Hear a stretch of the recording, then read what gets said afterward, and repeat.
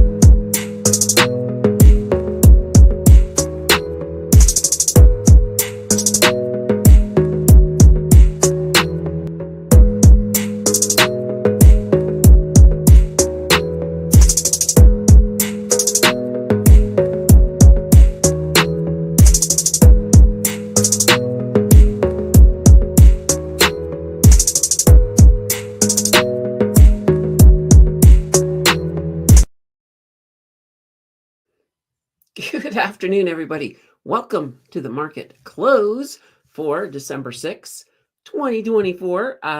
Absolutely exciting to be here. We got market news. We've had all the banks happen this week, all of the bank earnings. So, of course, that means Tuesday, we got the bank video coming up for you.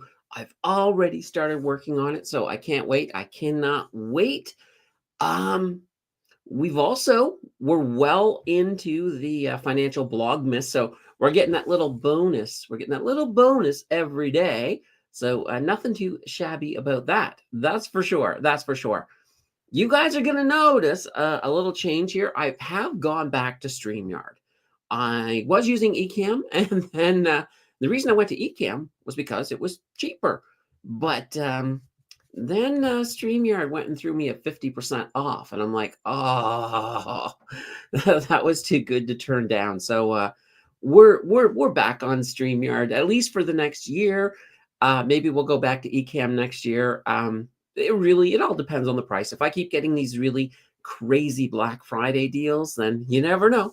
We could be staying there. So I have tried to, I'm kind of messing around with the screens a little bit. So we might run into a couple of technical difficulties. Actually, not really that much. It's just a little thing when we go to look at the charts. And we're going to do that right away. So what I have to do right now is, let me just see here. I did create a little circle. I'm able to do that now over here. So I kind of got really used to the circle. So we got the circle. We're keeping the circle. It's a trend that certainly gets around. Okay, let's start with the TSX. The TSX today in the green. And guys, look at this. We got our December blue start line. And we are currently, we've just moved up into a green month, although we are sliding back down a little bit. But for now, we'll take it. We're up 0.05%. S&P 500, you guys said you wanted a blue line, so you got a blue line for them too. We're well into a green month on the S&P 500, so nice and high above the line. NASDAQ also doing pretty good. Very healthy, 0.88 above 8 to the green. Sorry, the cat just distracted me a tiny bit. Dow Jones, though, they are in the red. They are down 0.27%. Gold, pretty flat, up a tiny bit, though, 0.09. So that's not too shabby. Silver is down, though, almost down a full percent, 0.97 or 98. It's moving. WTI, another bad day on the oil market, down 1.43%. Bitcoin, holy banana bread. Bitcoin, look at this. Let's pull it up. We have a new all-time high. We got it the other night, 103,000 USD. So my 100,000 line, I finally got rid of it. It's gone. We have broke that. Now, right now, we are currently sitting at 101,760. I've been very adamant that I believe it's going to go to 120 in this cycle. So that's our next stop. Well, technically, our next stop will be 110,000, but we're on our way. We're on our way. That's for sure. Ethereum having another good day as well. Look at this. Quite the jump. Quite the jump for Ethereum, up 7.10%. Heading on over to the heat maps. And well, we got a little bit more green in there. Look at that BMO looking good, up 4.44%. Routers, another one popping out here, up 1.72. Dollarama 1.64. We got a few, like right now, some of the energy companies like CNQ is down 1.93%. Synovus down 3.37. So we are seeing some interesting stuff on the market for sure. When we move to the US, we're gonna see more green for sure. Look at this. Tesla up a big 4.26%. Amazon's up 265. Meta's up 238. Nvidia, though, Nvidia's struggling a little bit today, down 2.09%. Broadcom is up 5.54%. So that's not too shabby. And heading over to crypto, look at the green. Look at the green. We got Bitcoin up 4.61, Ethereum 7% up. XRP, they're starting, as you guys know, and there was questions on Wednesday about, is XRP done? Are they all going down now? They're not done. They're not done. Take a look. They've had their correction and they're starting to move back up again. So as I mentioned before, with XRP, there's excitement for a few different reasons. Obviously, the fact that there's going to be a changing of the guard with the SEC, that's really good. Also, Ripple is looking to bring out, they're seeking the approval for a stable coin. So that has definitely created some excitement as well. And there's talk of an XRP ETF. So that also is adding a little bit of extra excitement to the XRP. Now, guys, not a lot of red on the market, but we're going to find ourselves a nice red coin here. There are about 15,000 crap coins out there. Coins that just have absolutely no function. Some of them do, but most of them don't. We're just going to pick a random one that I've never heard of. And here we go. Hillstone.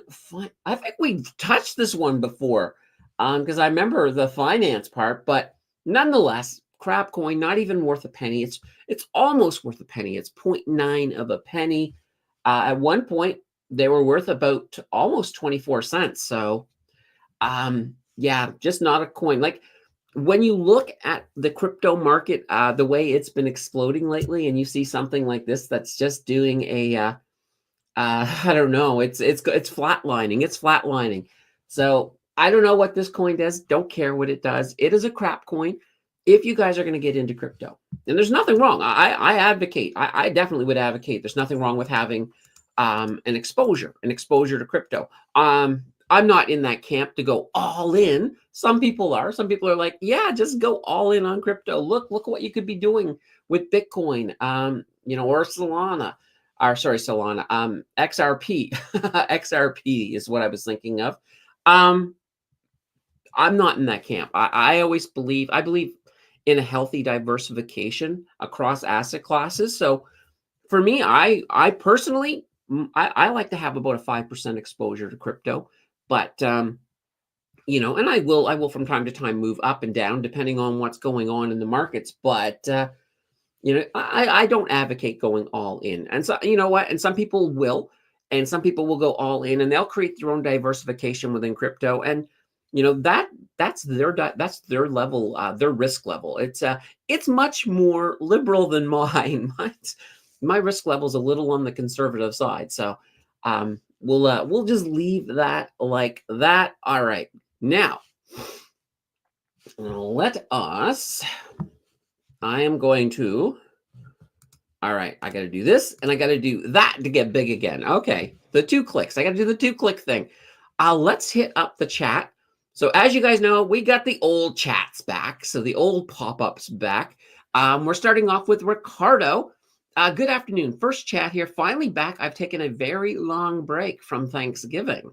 Ooh, nothing wrong with that. Nothing wrong with that.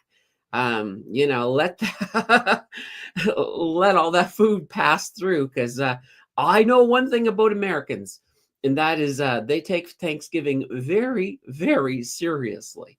much more than Canadians do, in my opinion. Um, Amrit says, able to tune into the live. What's your thoughts on EQB? So we're talking EQ Bank. I just purchased some today and I started a position just debating if I should pick up more.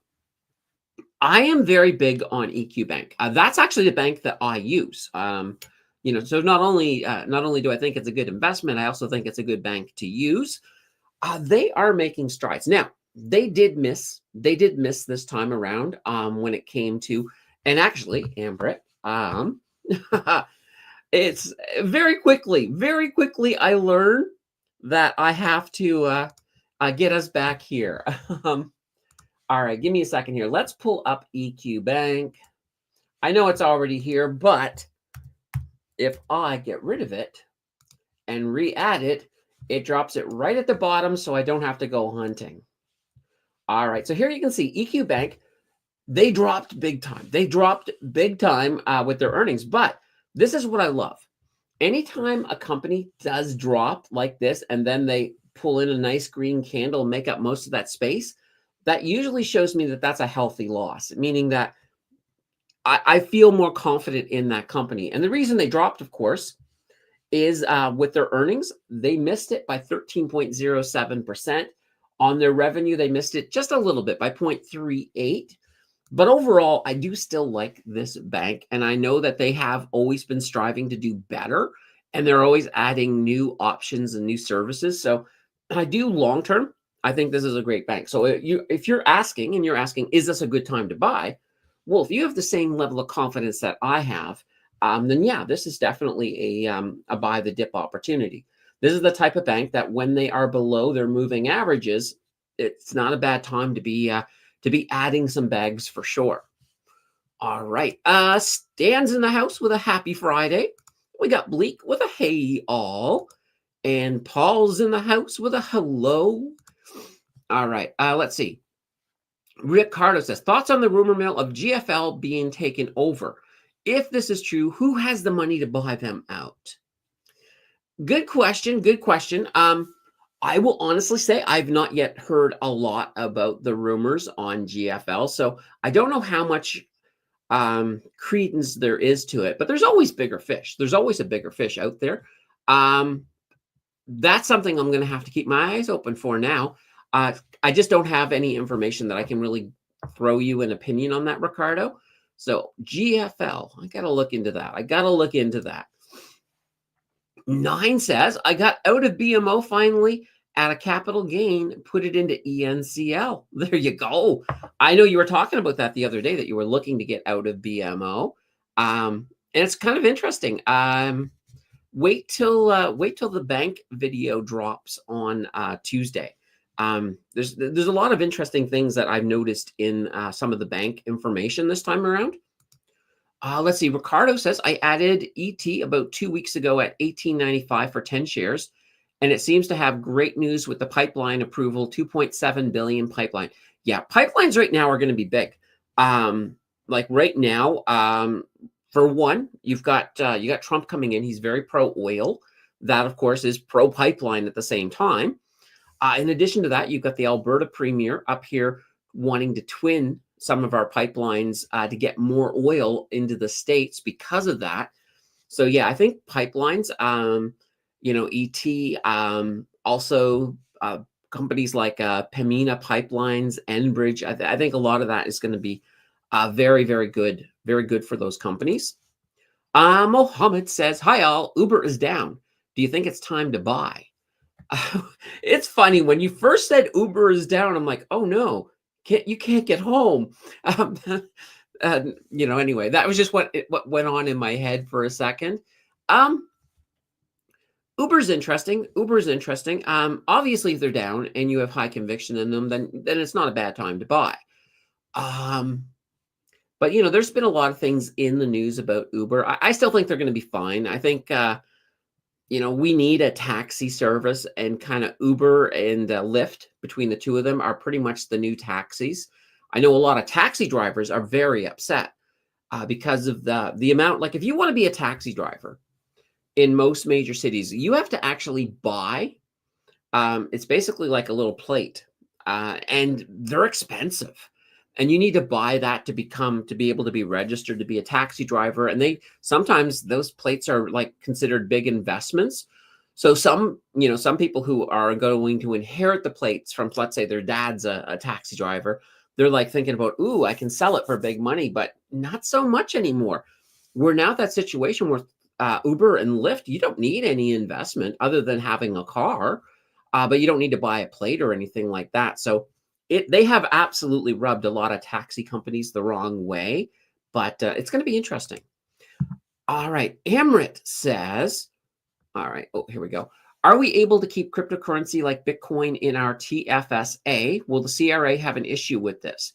I use Wealthsimple as my platform, so also not purchasing US dollar holdings because of the 1.5% currency. Okay, the answer is yes and no. You can't directly put Bitcoin into your TFSA. However, you can purchase spot Bitcoin ETFs and put them into your TFSA. So ones like, for example, EBIT, EBIT. I think that's the Evolve one. There's also, of course, BTCC, and that one I think that one's a purpose. And then there's also BTCC.B if you do want to hedge it to the US dollar. So you can put Bitcoin ETFs into your TFSA. That will give you your crypto exposure. It's not, and a lot of the coin maxis, and when I say a maxi, that's like somebody who's like all into Bitcoin. Those are the people who go around saying, not your keys, not your crypto. So there's a lot out there. But here's that thing. They'll probably look at it and say, well, technically you don't own that Bitcoin.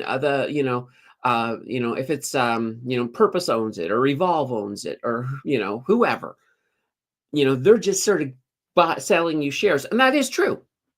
That is true. But it's safe. Like when you're dealing with one of the more reputable companies, you don't really have to worry. It's not a situation where they're going to just, all of a sudden say, we're just going to keep your Bitcoin. Sorry.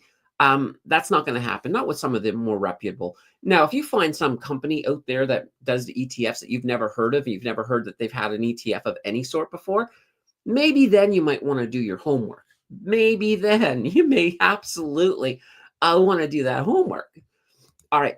Missy is in the house with a hello, Candace. Hello, Missy. Good to see you. Ricardo says, at what point do you take profits on stocks? At what percentage do you start taking the money home for long-term holdings, that is? This is kind of how I do it. When I'm watching a stock that I'm invested in and I see it have a massive, massive pump, and I also see that we're kind of ripe for a correction, I'm probably I may not take everything out of it, but I may take some of it out at that point. And then maybe a month later, if it's lower, I might put that money back in, but I'm still going to take my profits at that point. So for example, let's use Bitcoin, for example, since we were talking about it. So with Bitcoin, when it goes high, so when it gets to around 120, I'm probably going to take, I will take stuff off the table. Like I'll take stuff off the table whenever it is basically hitting psychological levels, because I know what's going to happen is when you hit a psychological level. So the first time we approached 100,000, there was a big correction. There was a big correction because that's a psychological level. And a lot of times the institutions, they know that some people are going to be like, oh my God, 100,000, I better grab it. They know that price is going to drop down. So some of them, they will sell. They may not sell all of their Bitcoin, but they will sell some because they know that price is going to go down. And when it does go down, they can then buy it in lower. Now, keep in mind, you don't have to worry about the whole 30 days things because this is outside of a registered account. But they will do that. And then they end up with more Bitcoin on the other side of that. So definitely not a bad thing. All right. Bill says, Ricardo, as Charlie Munger said, why would I want to sell perfectly good assets? And that's also another, that's another bit of wisdom. I mean, anything that comes out of Berkshire Hathaway, whether it be Warren Buffett or Charlie Munger, it is absolute gold. And yeah, if you're a long-term investor, you may not even need to worry, especially if you have strong conviction in that company. But sometimes, and this is where you got to keep in mind, I do a little bit of trading as well. So a lot of times that filters in because I'm sort of thinking, all right, I want to make some money. And especially when I'm trading Bitcoin, that's what I'm doing. Like I'm looking for it to go up. I'm looking to sell. I'm waiting for it to come back down, and then I'm looking to buy. So, for example, I'll give you guys an example right now. Actually, I'll give you a real world example. Let's go to Bitcoin. All right, here we go. So right now, Bitcoin is moving up. Now, I did sell somewhere's in about here, and what I'm hoping for is I'm actually hoping we get another bit down again over the weekend. I would love for it to be down around here, like 95,000 or so on Monday when trading starts again. And because I'm using spot Bitcoin ETFs for this, because then I would buy back in there, and then that's fantastic. That's fantastic, completely fantastic. But that's kind of the way I trade. But yeah, and Bill's 100% right though. If you're a long-term trader, yeah, you don't have to. You do not have to come in and make, little trades like that. You don't even have to pull profits off the table if it's a company that you absolutely love.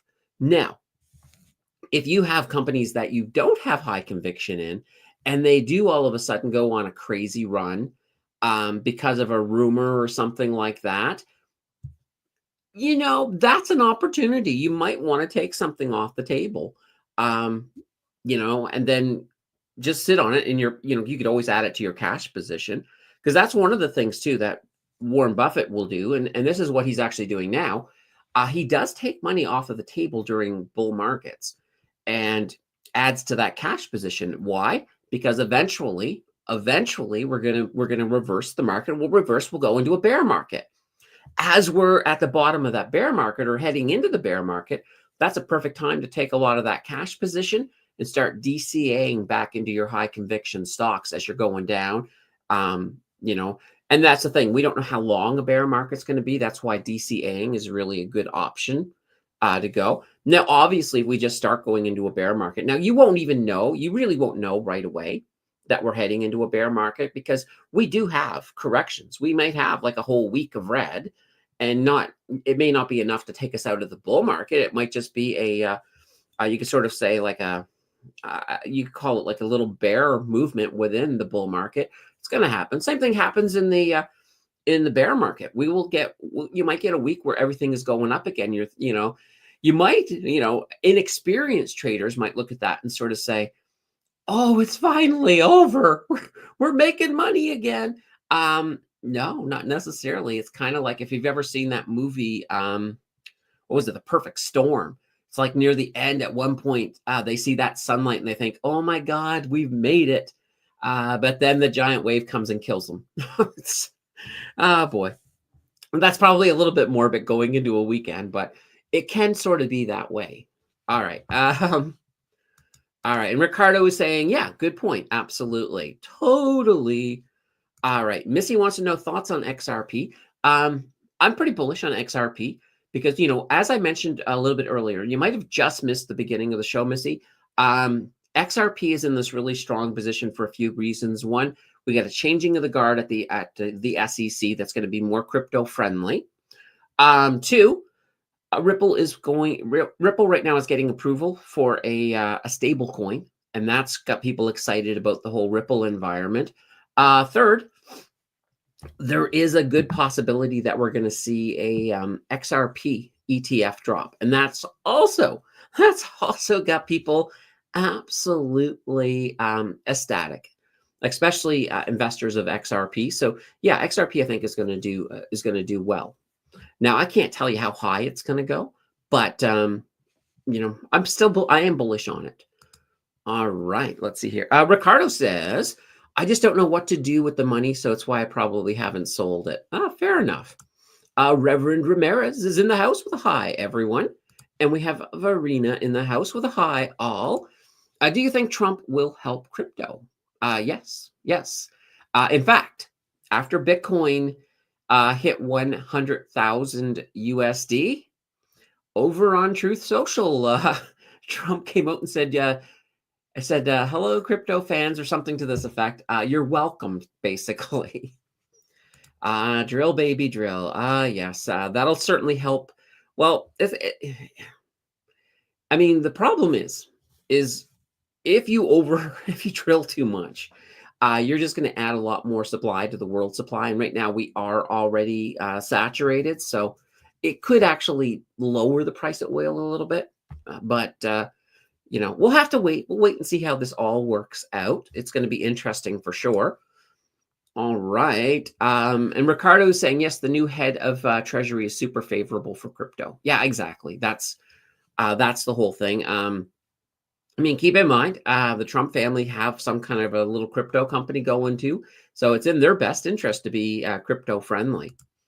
All right. Paul says, sell to open covered call contracts December 13th, $6,000, small premium, but only for a week. Bought more MicroStrategy with premiums. Yes, absolutely. And as you guys know, the next deep dive a week from today is MicroStrategy. And Paul's already been sending me some stuff saying, oh, please include this. Please include this. So yeah, it's going to be a good one. It's going to be a good one. I will just say that for sure. And Ricardo says, that's a pretty good premium, Paul. $600 strike price. Ooh, nice. Kenneth says, the BTCC went up so fast. Yeah, absolutely. I mean, all crypto has gone up really, really fast for sure. Ricardo says, okay, so you're trying to just sell covered calls to collar it with a put or a call. Yeah, there we go. Covered calls is solid with shares as collateral. All right, 9 says, you can do BTCY if you want BTC with covered calls for income. Yeah, absolutely. Yeah, and that's the thing. But keep in mind with the BTCY, when you do have a really big pump, you will lose some of that upside potential because, basically you're going to hit some strike prices. They're going to be forced to sell. But otherwise, because, I was holding BTCY in the 0 to 100K challenge, but I moved out and moved back over to BTCC for that reason, because I was expecting the big pump to come.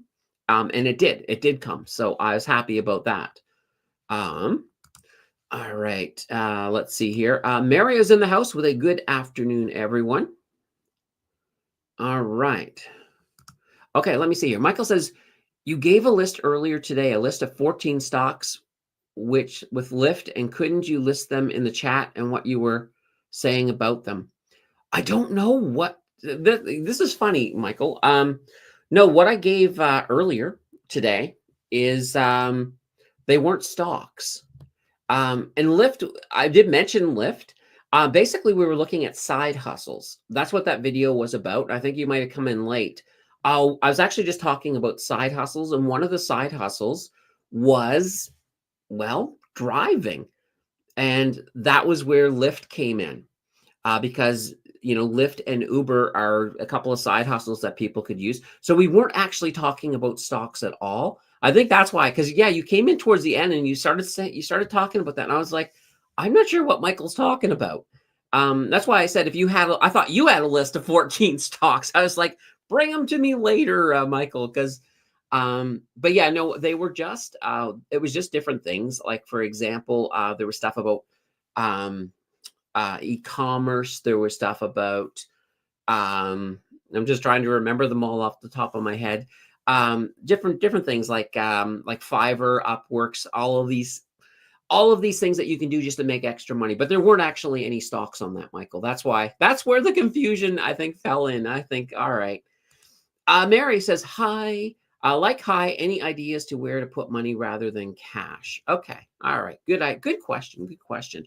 And guys, Mary is here. So that means it's time to hit the like button. Now, because I went back to StreamYard with that really good deal they offered me. I don't know how many likes there are, but I'm just gonna say hit the like button anyway, guys. I'll have some coffee while you do that.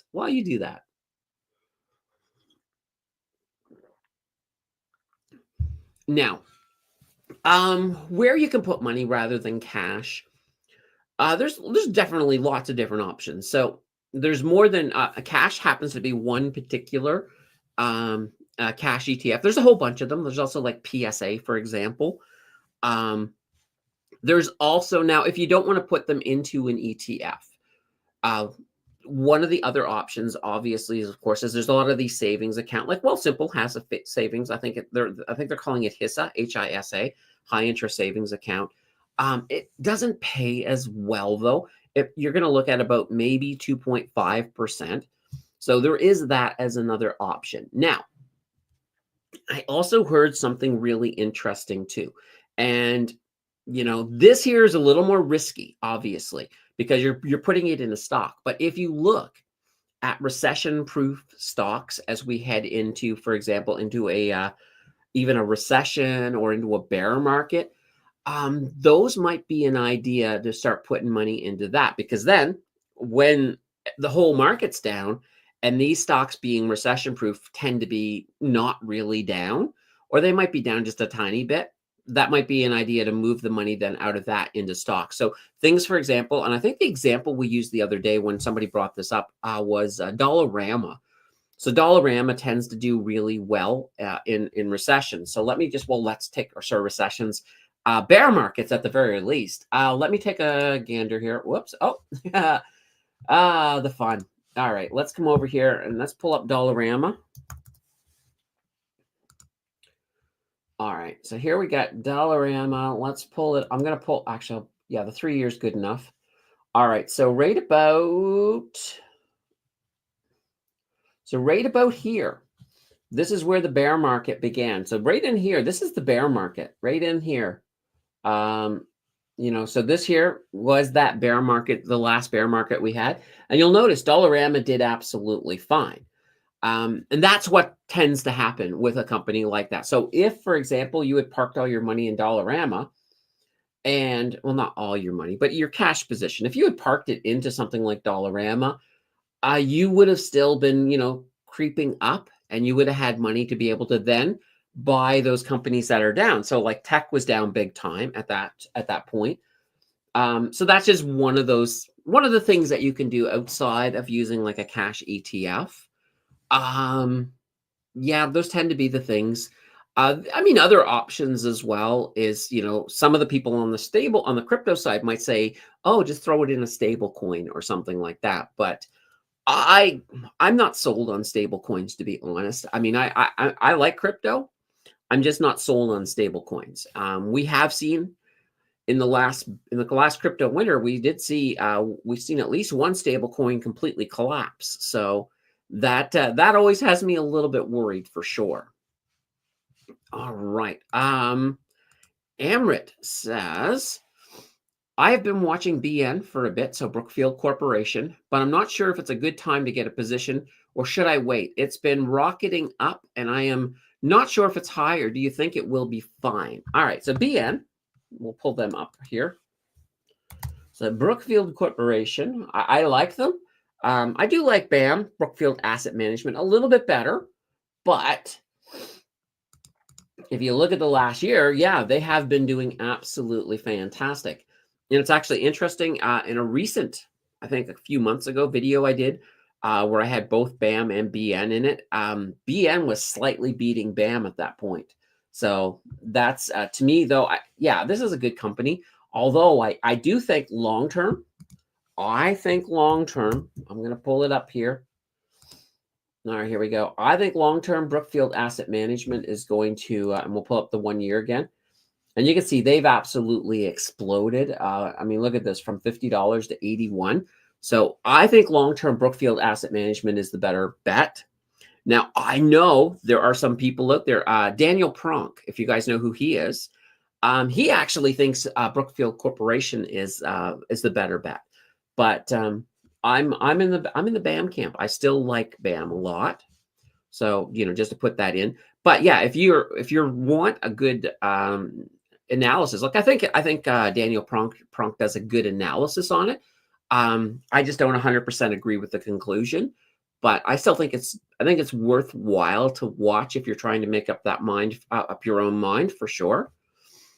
All right. And Ricardo's saying you could do a CD with recall protection for a high yield since rates are going down. Yeah. And actually, really, really interesting again is that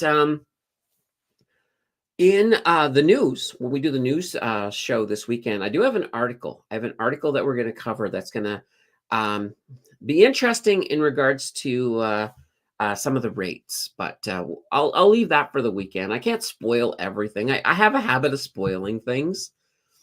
All right. Mohammed says China banned gallium and germanium exports to the U.S. These rare minerals are used in semiconductor industries. Do you think that will affect the AI stocks? Yeah. So basically, I mean, banned more stuff from China. China retaliated. Now, I did see something today about some contaminated coal and some of the minerals that they're pulling out of it.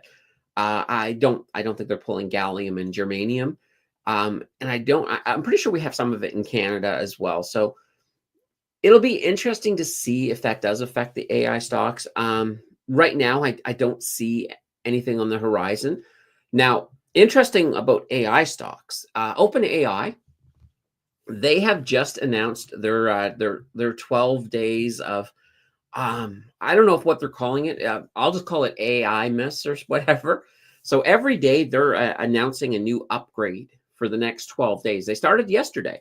So yesterday they announced two things. One was a Chat GPT O, I think, or O1, whatever it is, the full version, because before they just had the preview version. So they released the full version of that yesterday. That's the version that thinks more. They also released a new subscription model for Pro, which is like $200 a month. Crazy, but it's for like really, really heavy users. So that's just another income model for them, and it gives the heavy users pretty much unlimited access to every type of thing and calculation. So, in some cases, some businesses that may actually be a very good thing for them. And it will help OpenAI, of course, receive a bit more money. So that's kind of good. So it'll be interesting to see. I do not know yet what they dropped today. Because normally, I think they usually, yesterday they dropped the information around the same time as what I'm streaming. So I'll check after the stream, but there will be stuff every day dropping from OpenAI. Now, I'm hoping, excuse me, I still got a bit of a cough left. I'm hoping we see some really cool stuff. Like I figure that the big stuff will be day 1 and day 12, I think. Yeah, it's 12. I think those will be the big stuffs, and then there'll be little releases all through the week. Or actually, they're not doing one tomorrow. Now that I remember, I think they're only doing weekdays. So 12 days, weekdays. So it'll be interesting. All right. We got Vic back in the house. Whoops. Vic back in the house. Hello, Vic. Good to see you. Verena says, what will RLUSD do to the XRP price? So that, guys, that's the stable coin that Ripple is looking to get approved. I think it's good. I think it's overall good for XRP for sure. I think it will bump the price a bit, but I don't see it as being like a huge bump. I think the XRP ETF will have more of an impact on the price than the stable coin, but the stable coin is, I think, symbolically really important. Really important. All right. Vic says dips into TD and CVE are red for the time being. I'll swing out green. Nice. Oh, 17 likes. Okay. Guys, get that number up. 17. Come on. This is not a Mickey Mouse show. Let's knock that number up. You guys are better than that. Okay, Bismarcky says, hello, all, just made it home. Smashed that like button. Oh my God, guys. This has never happened before.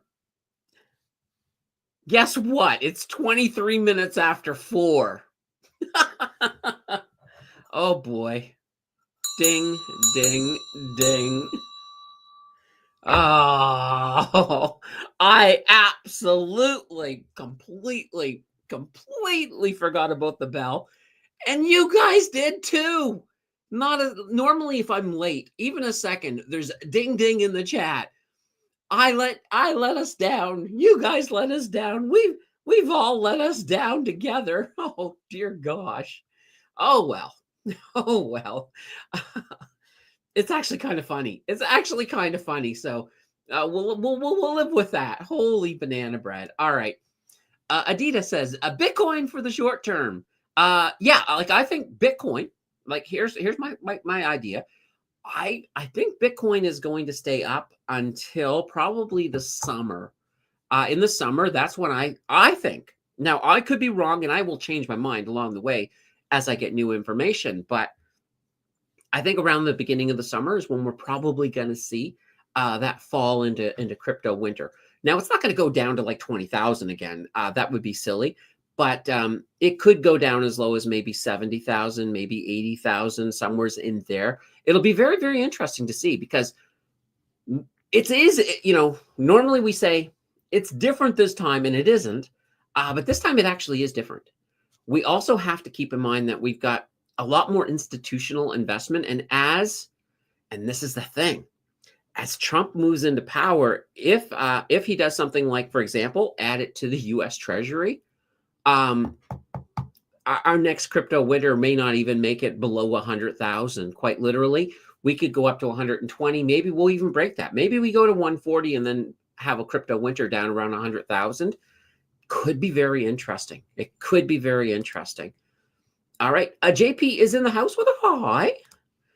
Let's see here. Amrit says, my extra cash I've been putting in FTS. Nice. Fortis. I love Fortis.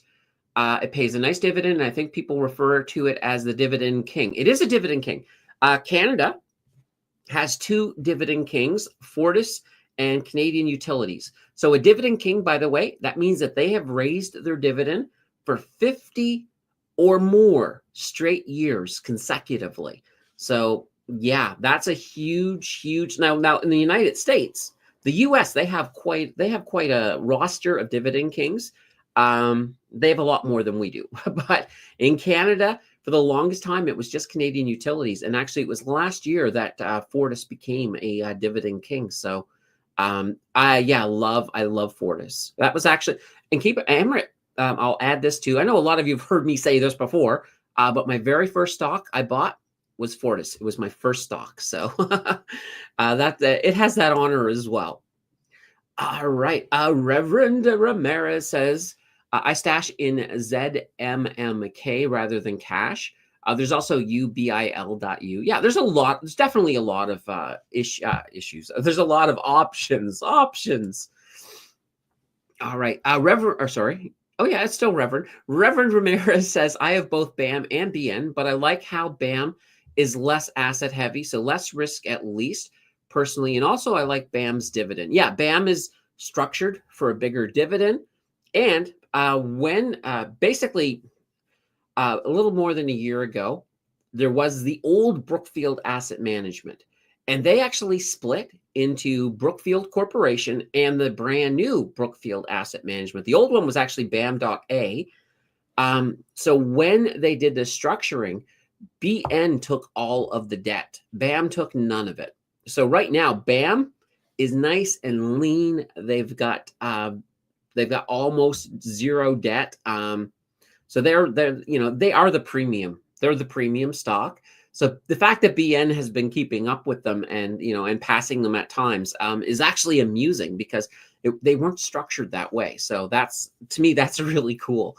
But Brookfield Asset Management, I love them all the way. All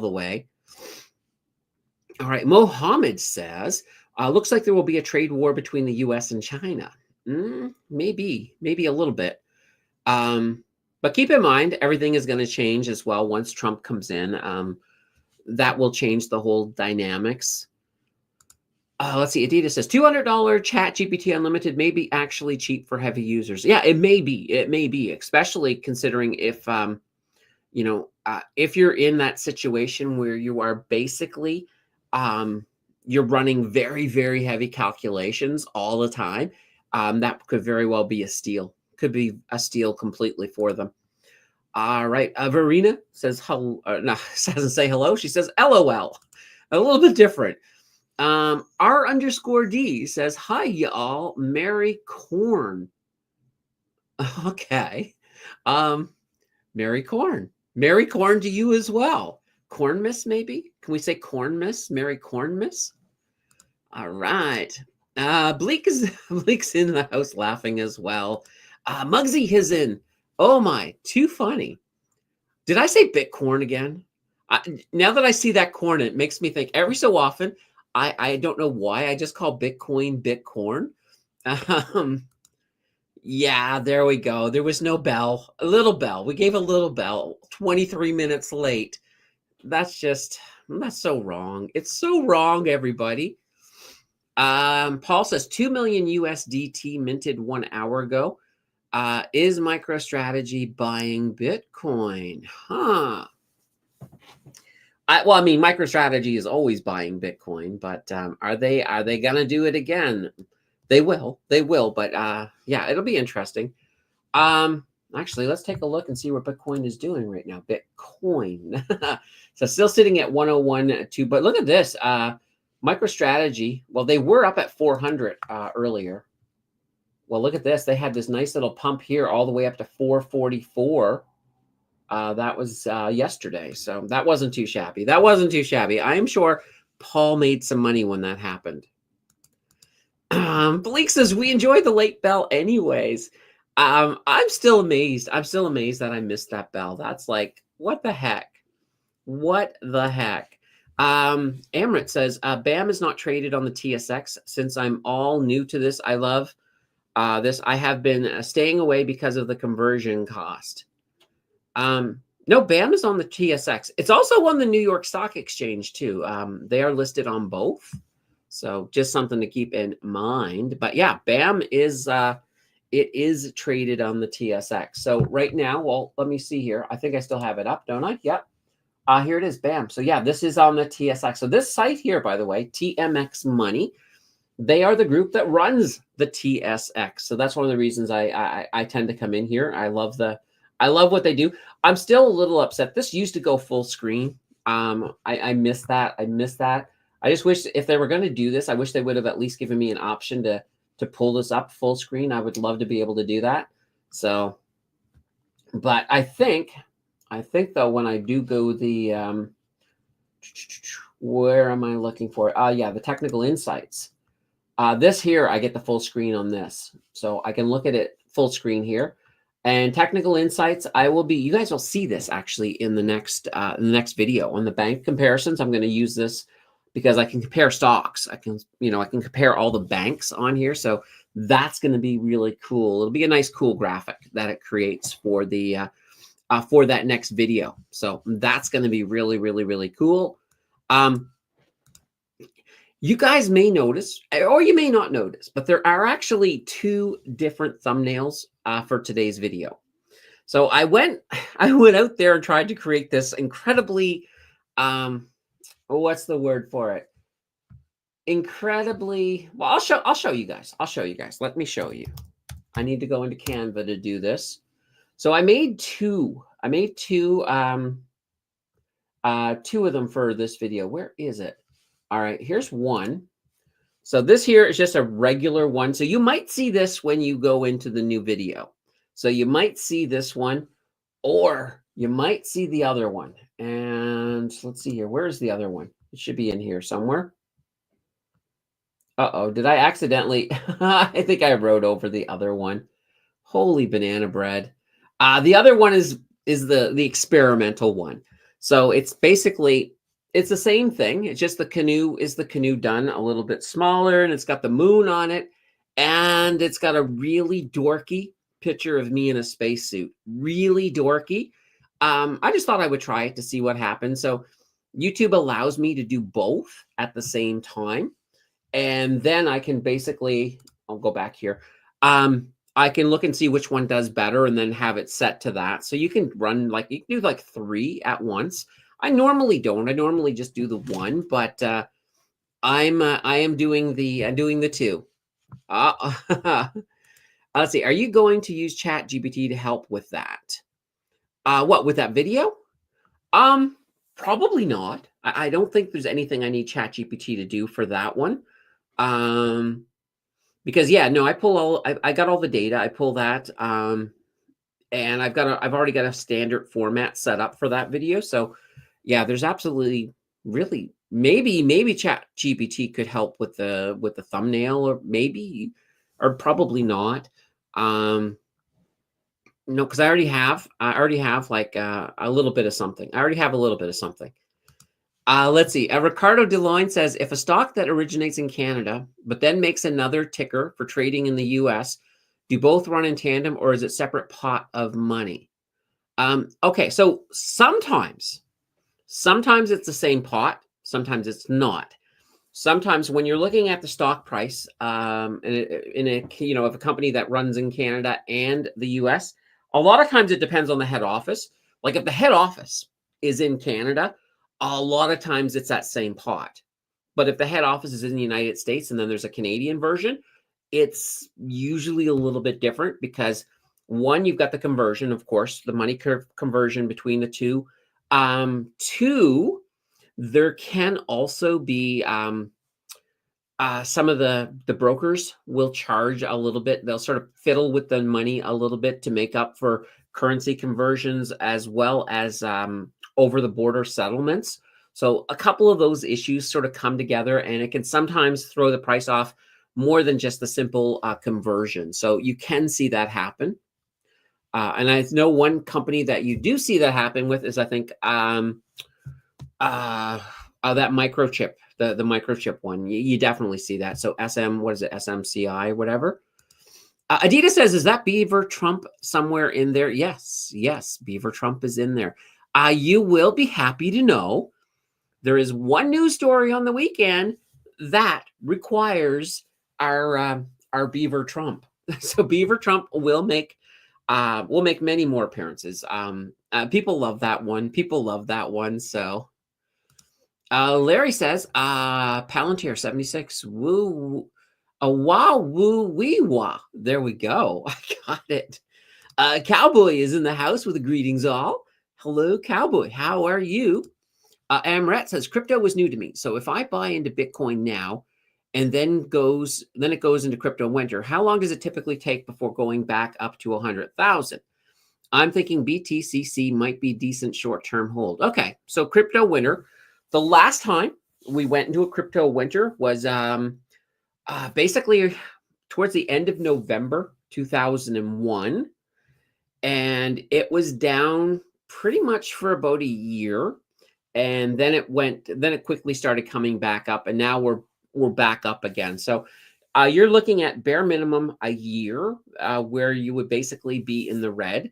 But keep in mind, if you're a long-term investor and you're investing in Bitcoin, whether it be through an ETF or whether you're buying the coin themselves, when you do go into crypto winter, you can certainly be adding more, and that will lower that adjusted cost base. So you will get back into the green faster than if you just wait it out and do nothing. So, because imagine all these people last year, well, actually a little bit more than about a year and a half ago, when it was down around 20,000, they were a lot of people were buying it like crazy, and now, those coins they bought for 20,000 are now worth, well, right now it's $100,896. So just something to keep in mind. Denison Mines, DNN in the US and Canada. Yeah, exactly. So you're going to find a lot of companies that have that situation.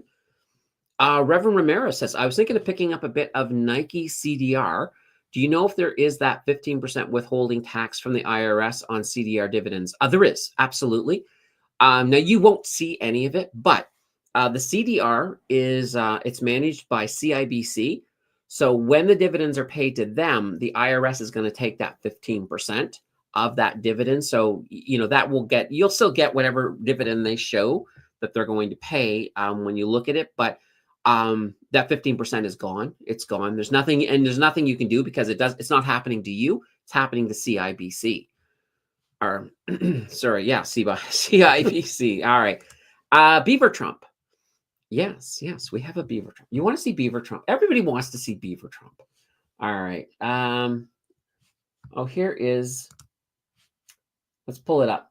Here is Beaver Trump. Here is Beaver Trump. This is from this weekend. Yeah, so I have a couple. Like I've also got a Tiff Macklem beaver as well. So, if I have a story that involves Trump, I needed a beaver Trump. Uh,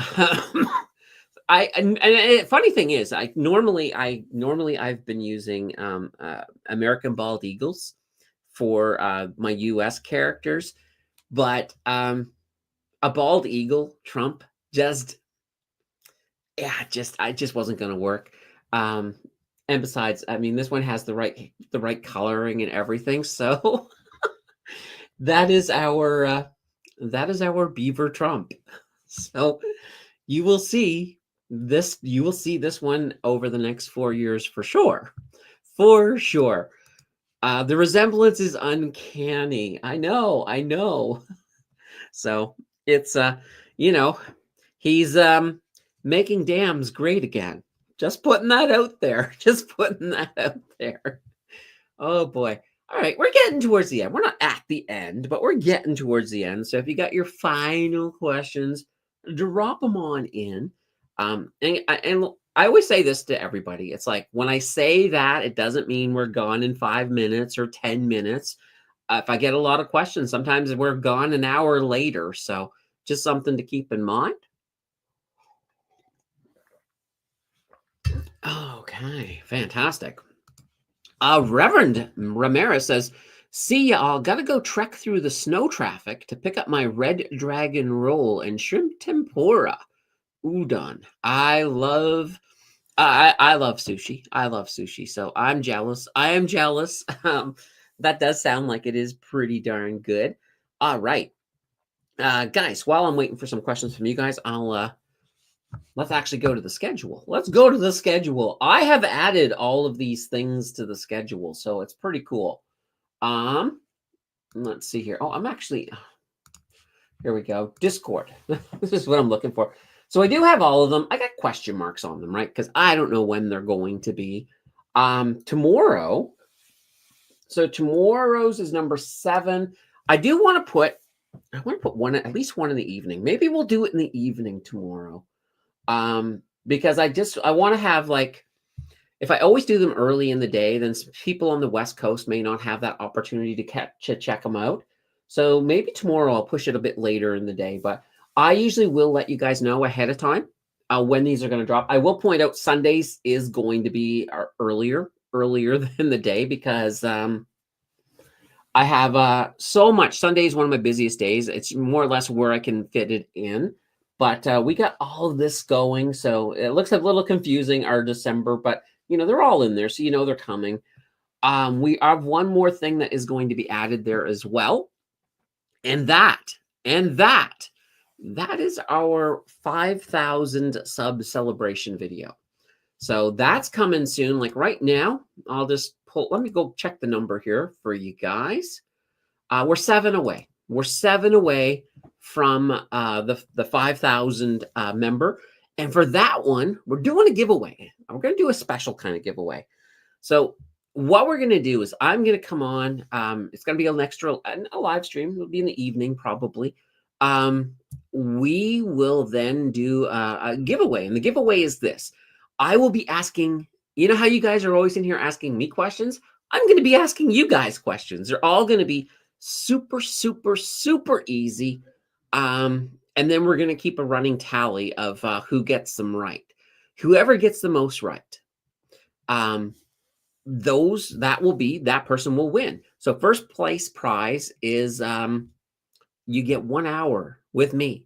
1 hour. So we can do a Zoom, we can do a phone call, we'll do whatever you want. It'll be up to the winner. We can talk about your portfolio. We can talk about whatever. Heck, if you just want to talk about, like shoot the breeze, we can do that too. It's up, the winner gets to choose what we're doing.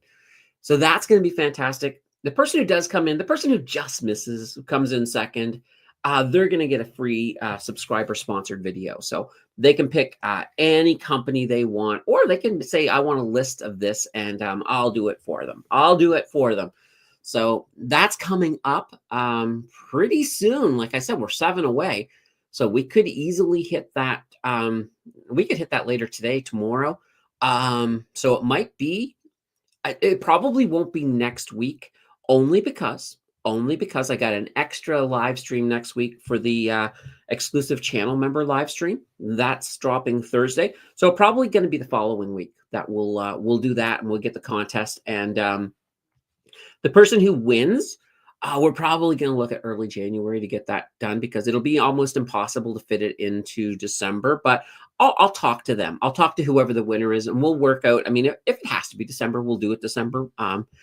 But it'll be fun. Anyway, Emirates says, newbie question, but how do you determine your allocation percentage for the investment holdings? Okay, I'll tell you how I do it. And a lot of times it has to do with your own risk levels. So for me, I'm pretty conservative in my investing. So I don't like to hold more than 5% of any one stock. Now, when I say 5%, because stocks are always moving in value, I have basically, I would say a plus or minus 1 standard deviation on that. So I don't get upset if I'm holding something that I only want to hold 5%, but it's up around 5.6%. I'm okay with that, because, it could be down again the next day. So I don't get very, I don't get very, I guess the word is, I don't get all tight about it. I don't get all tight about it. I was trying to think of the A word and a nice way to say it. So yeah, I don't get tight about it. Now, if it's a company, like, we'll give you a different type of company. If it's a company that invests in other companies, so that's their whole business model, I tend to allow those ones to drift up to 10%. So for example, I'll give you 2 examples. Brookfield Asset Management, as we were talking about, that one, I'm okay with that one going up to 10%. Canoe EIT, it's an income fund. And if you don't know anything about Canoe, there's a video that dropped today. That one is another one that I don't mind going up to 10%. Now, ETFs.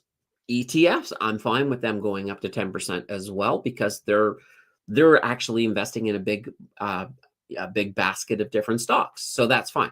Now, the exception would be an ETF that's only investing in one company.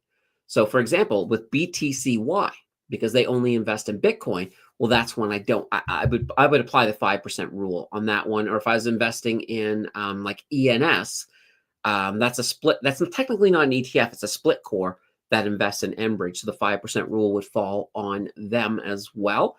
Now, with that being said, I also like, with my diversification, to sort of limit sectors. So ideally, I like to limit a sector to about 20%. With that being said, this is Canada. Most things in Canada are heavy in 2 sectors: energy and financials. So a lot of times you will end up getting heavy on either one or even both. So I don't get too upset. Like, if I start pushing above 30, then I'm like, I need to really pull things back a bit. So I know right now in the challenge, I'm just above 30% on financials. So I kind of want to pull them back. So I might have to look at that in the next, in the next coming months, to see if I can pull financials back, get it below 30. But so generally, that's the rule I use. Now, depending on the type of investor, if I was a full-on ETF investor, I probably would raise some of those limits, because if you're really getting into some good, let's say, for example, you're doing a blue chip ETF portfolio. In a case like that, yeah, I mean, you could probably get away with maybe 5 ETFs, and you would then, of course, in that case, maybe they would be 20% each. So you could certainly look at, and it all does boil down to your personal risk level. Some people don't, feel they need to diversify as much. But I always like to err on the side where, where I'm safest and where I'm going to have the best protection when things hit the fan. So that's kind of the way I do it. All right. Verena says, when do you see the next bear market starting next year? If it starts, Um, I would say not at least until the summer and maybe later. And it's hard. It's really hard to say with what the market's been doing.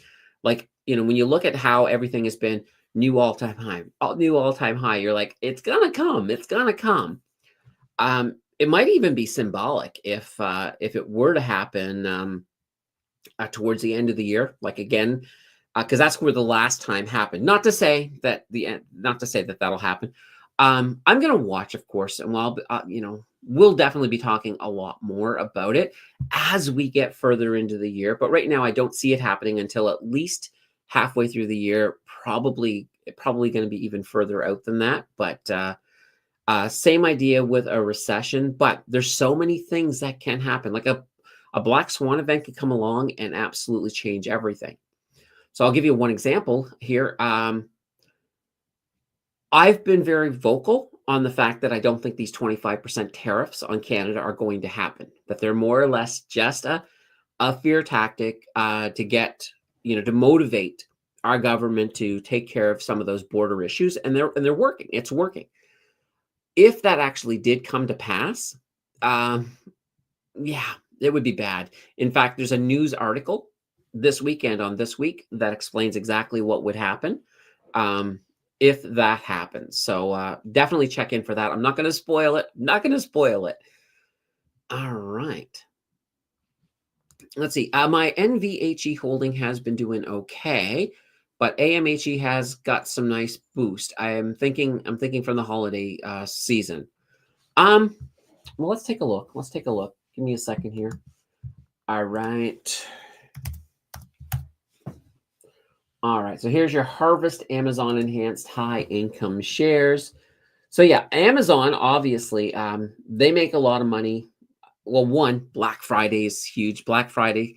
And with Amazon, it's not even just a day. They pretty much run it for like about a week.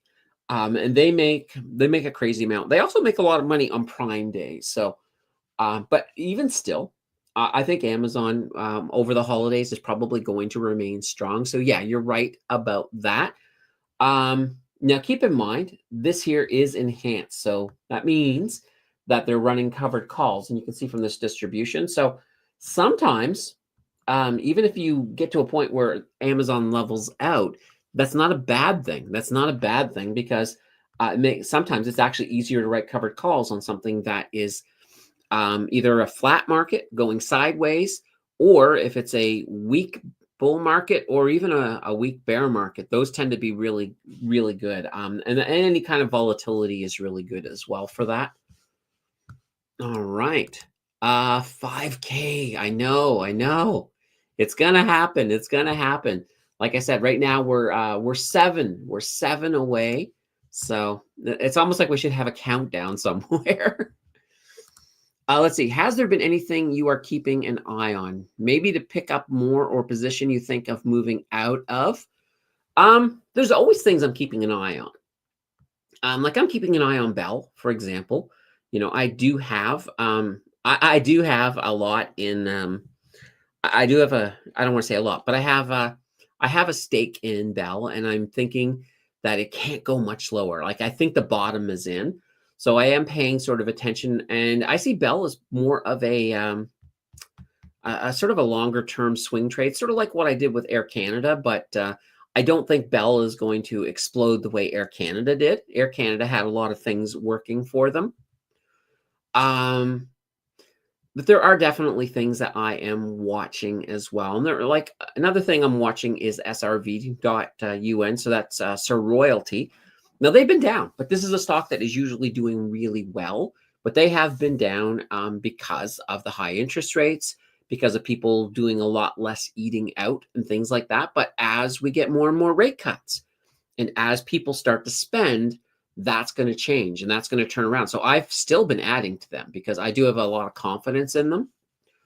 All right. Ryan says, do you know why CWB was down so more than National Bank? Aren't they supposed to trade in lockstep? Not yet. Not yet. Keep in mind, yes, National Bank is purchasing CWB, but right now they're still their own separate entities until the deal finalizes. So they're not in lockstep at all. But and I haven't yet dug into CWB to see what the heck's going on there. But that's actually, I'll be doing that tomorrow morning. I'll be doing that tomorrow morning as I prepare the whole thing. Amrit says, are you able to see where you are at on the 0 to 100 challenge? You talk about, or do you drop a video about it every so often? Okay, so yes. So with the 0 to 100K challenge, I do drop a video every second month. Plus, on the off month, I will drop a post in the community tab. So that will give you a breakdown on where we're at. So recently, actually, I dropped a video. Was it Monday? I think it was Monday. I dropped a video on the 0 to 100K challenge. So the latest video is still fresh in there. It's still fresh. So definitely check that out. Also, if you use my Blossom link below, go over, sign up for Blossom. I have the 0 to 100K challenge portfolio hooked up to Blossom. So you can see what I'm doing in it right there. So that's always a fun way as well. Ryan says, would you buy CWB as a proxy for a national bank? No, not exactly. I guess it depends. I would look at, for example, and I don't know what this is because I haven't looked at it, to be honest. But I'd look at what the deal is for when this all closes. So, for example, if National Bank quoted that they will buy those shares from you for X amount of dollars, and if CWB is below X amount of dollars, then it makes sense to buy CWB. That's kind of the way I would handle that, because sometimes, and that's kind of what happened with Rogers and Shaw. Rogers set the price that they were going to buy Shaw for, and Shaw then actually, and the interesting thing is, almost immediately Shaw jumped up. I happened to be online that morning, and because I was an investor in Shaw, and it actually jumped up above that price, and I sold instantly. I made a nice profit, and it never got above that price again because it went up initially because of the excitement, and then it fell down, and then it stayed, around that price for the most part until the deal went through. So yeah, that's kind of the thing. If it does fall, like if there is a guaranteed price on it and it falls below it, then yeah, the only danger is, let's say, for example, you start scooping it up, and then National Bank all of a sudden fails the last regulatory hurdle, and then the deal falls through. At that point, you can get kind of you can get in a little bit of trouble. Not trouble per se, but trouble as in, oh, it's not going to happen. Now I've accepted this loss because of it. But I will say the confidence level of CWB and the NA deal going through is very, very high. So it's probably not something I would worry too much about. But I still mention it only because I've seen stranger things happen. AA says, waiting for the bear market for the last 2.5 years. Don't worry, you will get your bear market. It's coming. It's coming. Paul says, I'm violating the 5% rule with 100% MicroStrategy. Yeah, you are. But you're definitely kicking butt. You're definitely kicking butt. Absolutely. So what I learned is not to wait. Well, there's always a time and place for waiting, but we'll leave it at that. Let's see. Move excess financials into MSTY. Yes, and that's something we're going to actually look at in the in that deep dive coming out next Friday. So, I did add an MSTY position to the 0 to 100K challenge, so it's been doing well. It's been doing well. I'm just not. The problem is, and I could sell everything in the challenge, move it all into MSTY, and I might have maybe 3-4 incredible months. But that kind of goes against the purpose of the challenge. The purpose of the challenge is to sort of give beginners a chance to sort of see how a challenge is, how a portfolio is built. So I try to keep the risky stuff down to a minimum, because I don't want people to sort of watch that and say, oh, it's okay to go, to go balls to the wall on this. It's okay. It's not. I'm just putting that out there. JJMA says, oil stocks keep getting crushed. A reminder for me to not fall in love with narratives or storylines. Yeah, and oil's going to struggle for a bit. I'm not going to sugarcoat it. Oil will struggle for a bit for sure. Um, right now, it's just that there's so much of it on the market, and plus, with a lot of the tensions now gone from the Middle East, that has removed a lot of pressure. Now, OPEC will probably start cutting production again, no doubt. But yeah, I don't think. I think right now it's more or less doing what Nine does, sort of just dollar cost averaging in and waiting for oil's day to come back because it will. It will eventually. All right. Aditya says, Bell makes me cry. Yeah, I can understand that. Mary says, do you still have DRX in the challenge? I don't. I did get out of them. A lot of the things that I've got out of recently in the challenge um, isn't because I've lost, it isn't because I lost confidence in them. It's only because there's a lot more opportunity. There's a lot more opportunity that to make more money.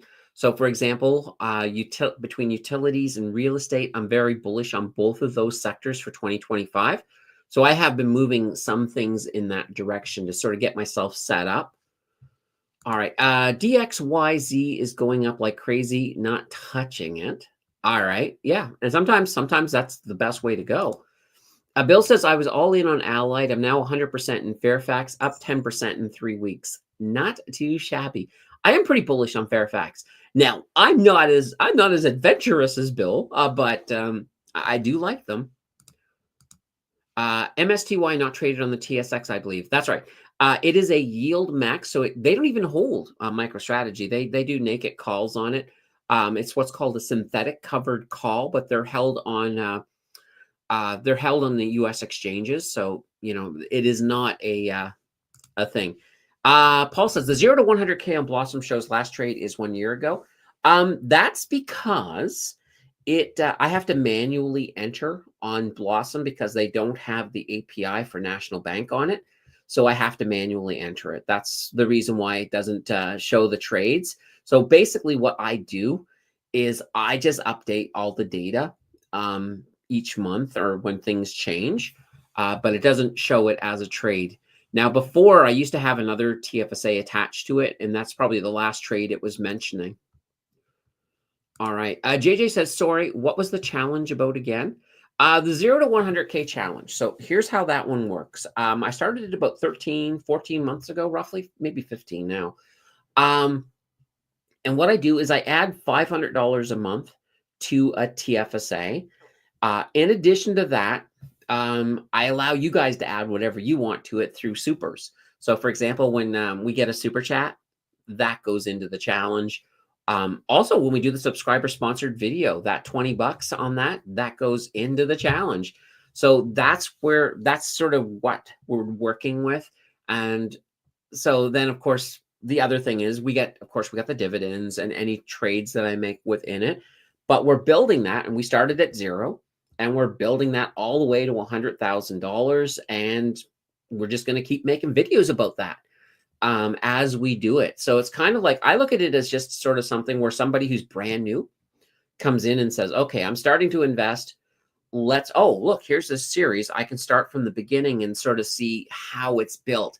And as of course, the portfolio gets bigger, the whole idea of compounding, compound snowballing and all of that, that's going to definitely come out on it for sure. All right. Stefan says, any thoughts on Capital Power Corp? Thanks for being there. All right. So CPX, let's pull up CPX, folks. All right. Whoops. That's not CPX. That's CP funny symbol X. All right. So as you can see, they've had a pretty good, they're having a good day. They're having a good day, but let's go back a year. And here's one of these things. They're doing fantastic. And you'll notice as well,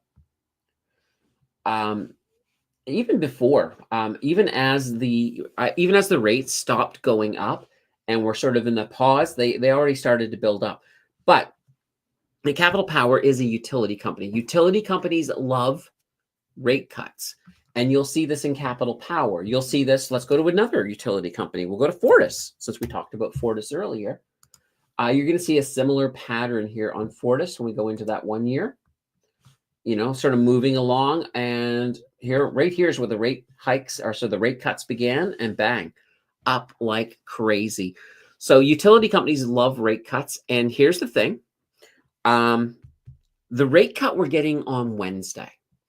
A lot of people, we all thought it was going to be another 50. We all thought 50 basis points, but then we got inflation popping its head up again. A couple of other little stimulus that's saying, oh, maybe not. Maybe it's going to be a 25. But I will tell you, jobs numbers dropped today. Unemployment went up.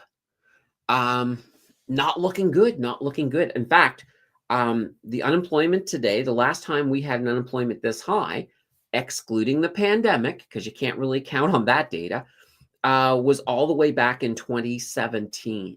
So that's not good. And that might put more pressure to knock it back up to 50 basis points.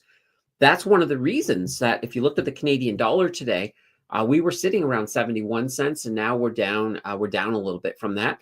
So there's a little bit of pressure on the Loonie because the Loonie's worried that we're going to do a 50 basis points. And we already know that the US, the economy is doing great. And so they're probably a week later, they're going to have their rate cut. I think they're still going to have it. It'll be a 25, but there's a good possibility you could see a pause coming in the US because they don't need to hurry at all. And that's going to push us outside of that little buffer. And that, of course, could impact the Canadian dollar. And that's why we've already seen a little bit of movement down today. So anyway, that all came from your capital power question. Oh boy, that's hilarious. All right, Paul says, I recalculated my cost on MicroStrategy at 176 USD. Well, multiple trades back and forth took my USD value the day before I started with MicroStrategy on July 15th and divide by current amount of shares. Now, the nice thing too is that Paul's doing this. I believe Paul's doing this in the RRSP. So you don't have to worry about any capital gains or any of that stuff. I mean, it's all 100% taxable when he pulls it out of the RRSP, but, still not too shabby. Emirates says, MicroStrategy okay to hold in the TFSA. No withholding tax, I believe. Maybe I have to find a way to invest in it using maybe a cheaper platform than Wealthsimple. Any recommendations? Okay. Yeah, with one of the things that annoys me is I went over to look at the CDRs because I'm thinking there's got to be a MicroStrategy one, and there wasn't. I'm hoping they add one soon because that I think would be a perfect way to invest in it. But yes, you can invest. I mean, in Wealthsimple, you can hold. I mean, you can hold it wherever you want. But every time you buy, you're going to have that currency conversion charge. That kind of sucks. So where else can you hold it? Like if you're looking to hold it without, in Wealthsimple, you have a couple of options. First of all, I mean, if you had Wealthsimple Pro, you could certainly hold it over in an American account then, because when you have Wealthsimple Pro, you do get an American account. Now they charge you, I believe it's $10 a month for that. Or if you hold a balance of 100,000 or more, you get it for free. So that's one way to do it.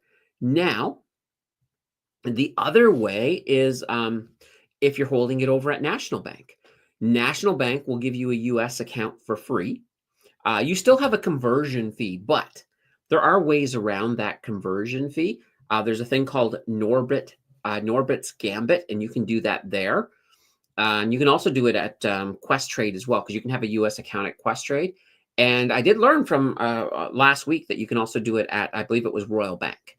So RBC also, you can do a Norbit Gambit, but that's just a method of where you're buying. Basically, you're buying a Canadian stock that has an American counterpart, and then you're getting them to switch between the Canadian to the US, and then you sell the US. That's how you're moving your money without paying a conversion fee. So that would be another option as well, if you're looking to get into MicroStrategy that way. The other option, and this is technically not really getting straight into MicroStrategy, but you could certainly look for an ETF that has a higher percentage of MicroStrategy. That's another option. But once again, that's really not getting directly into it. But those would be the ones that I would say. Paul says, looking at the Wealthsimple and the RRSP is up 137% last 3 months. Holy banana bread. even with the 540 back down to just under 400. Yeah, absolutely. And and that's the thing. I believe, yeah, I know that Paul has the American account in there as well. So that's kind of an interesting thing. Ryan says, I regret trimming 1/3 of my CPX position when it hit $50. Yeah, I can, I can definitely understand that for sure. Let's see. Paul says, MicroStrategy pays no dividends, so no 15% withholding. Yeah, exactly. And that's the thing. You don't have to worry about a withholding tax. Not now anyway. And I don't know if MicroStrategy will ever get down to a point that they pay dividends, but AA, isn't it a bit late to get into MicroStrategy? Well, I mean, obviously, if you got into it a long time ago, you'd be much better off. But if Bitcoin does make that 120,000, MicroStrategy is going to definitely go high. So there is still room. There's still room to get in there. But I think right now, where we're kind of in between explosion time, you're probably going to get in and not see a lot of movement right away. But it does move quite a bit. There's a lot of volatility still there. So keep that in mind. Do you have options? Thinking about a new broker and leaning towards interactive, but thinking Wealthsimple with Harvest ETFs. Well, I don't have options. I haven't I haven't played options because I look at it this way. I get options through covered call funds, but I do want to get in. I do want to get in. I just haven't yet. So just something to keep in mind. And I do like those Harvest ETFs for sure. Amrit says, can you do Norbert's Gambit within the TFSA? I'm thinking converting and such might flag the CRA, or do you do it outside in a margin account? No, you can do it. You can do it within the TFSA, but you have to have an American version of the TFSA. So you need to have the two versions. So, but you can't do it at Wealthsimple. Wealthsimple does not support it. You'd have to be in like Questrade, National Bank, or Royal Bank. And out of those three, National Bank has no commissions, so that might be an option there. But a lot of people do like Questrade for American stuff, so I'm okay with that too. Paul says, I'm all USD now, so I just ate the 1.5. Yeah, exactly. So it's that 1.5% fee, then you're in, and that's what's nice. If you're holding the American account and you're doing trades up and down or whatever, it's not really going to get you. Let's see, where are you at right now with your challenge? It's a good question. Good question. Let me take a look. All right, give me a second. I'm going to pull it up. It's not going to jump on the screen, but I'll be able to actually see. Right now, the total return on the last one was 18.93%. The challenge right now, it's worth, and I haven't added the new money in yet. $10,988.27. That's what the portfolio is worth right now. And that's on like an 8,891 book value. So it's getting up there. It's getting up there. Now, since we're in here, I will point out one thing. Since I converted all of the BTCY over to BTCC.B, it's currently up 77.30%. So that's not too shabby right there at all. And since we were talking about Brookfield Asset Management, that's up 59.36%. So we've got a couple of really big winners in there.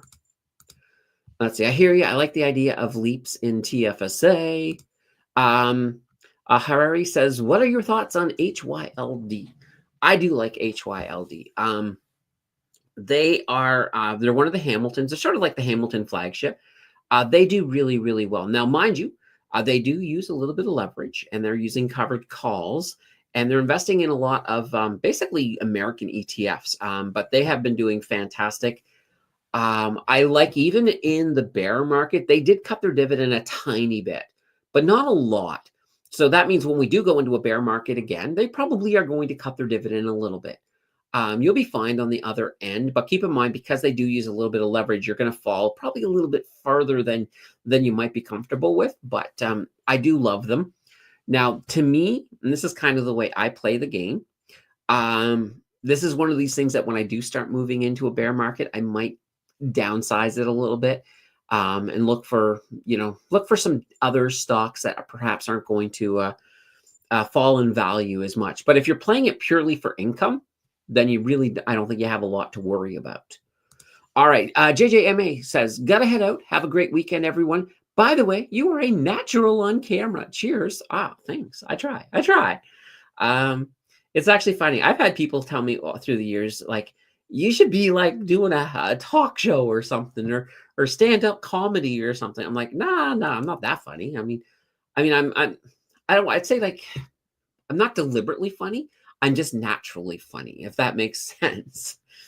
All right. Paul says, if MSTR gets added to the QQQ with announcement December 13th of new 100 stocks, yeah, that will really help. So when you get added to an exchange, so in this case here, if MicroStrategy gets added to the NASDAQ, what that means is a lot of these ETFs that are specializing in the NASDAQ are all of a sudden going to have to start buying MicroStrategy and adding them. So that will create buying pressure for MicroStrategy. And you could very well see a nice little bump on the 13th and beyond. So that absolutely good point, Paul. Very good point. Bismarcky says, do you have an estimate when you will hit 100K in your challenge?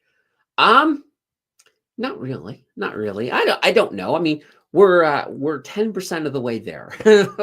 So in 1 year, a little over a year. But keep in mind, we're at the slow. Everything does speed up as you move forward. So I don't know. I figure maybe 5 years. It also really depends. I mean, heck, I could have somebody come in and just start doing crazy ass. I shouldn't say ass on the air, but people could come in and start doing crazy super chats, and all of a sudden that goes up really fast because where I add those to the challenge. I mean, heck, somebody could come in here tomorrow, drop $100,000 super chat. Now, mind you, in that case, YouTube does take a small portion of it, but that would get us almost there. But not to say I want one of you guys to drop $100,000 super chat. I wouldn't say no, but don't do it. I'm just sort of using that as an example. So, there is that little bit of variability in there, but I'm pretty happy with it. And the thing is, honestly, if all of a sudden that did happen, that weird scenario, then it would be over and I'd be like, oh, what do I do now?